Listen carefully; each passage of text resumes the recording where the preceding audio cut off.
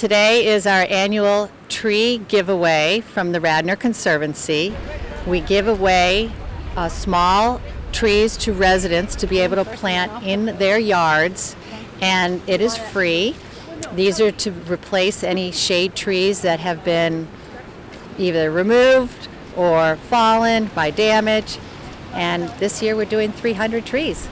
Basically, a notification came out that there was going to be a tree giveaway. This has been going on for several years now, and you just go to the website, put your name in, designate what kind of tree, and you come and pick it up, plant it in the ground, and hope the deer don't eat it. This is probably the second or third time we've gotten a tree from Radnor, so we got some work to do to make some space for it, but we're excited to plant another one. The Conservancy is a big proponent of actually the shade tree canopy in Radnor.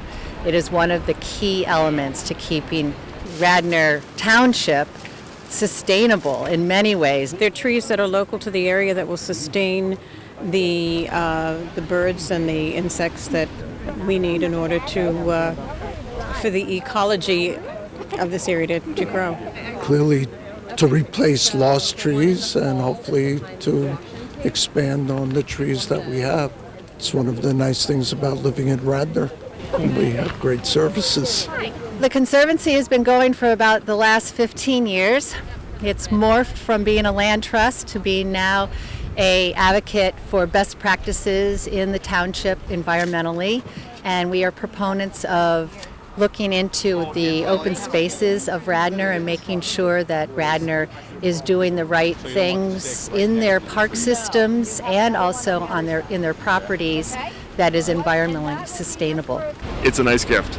It shows that they want to give back, and they care about green space, and we enjoy like a lot of the parks around Radnor, so we certainly have an appreciation for their open space and the parks and Skunk Hollow and the Radnor Trail. Not just in Radnor, but everywhere, the tree canopy is aging. And it's aging due to planting has not been done in progression as the years have gone on, but also because of climate change and because of invasive bugs. Trees are going to fall on their own because they're diseased and they're too old. And then people also are clearing trees because they don't want them near their houses because they could fall on them, or they are a problem in their yards.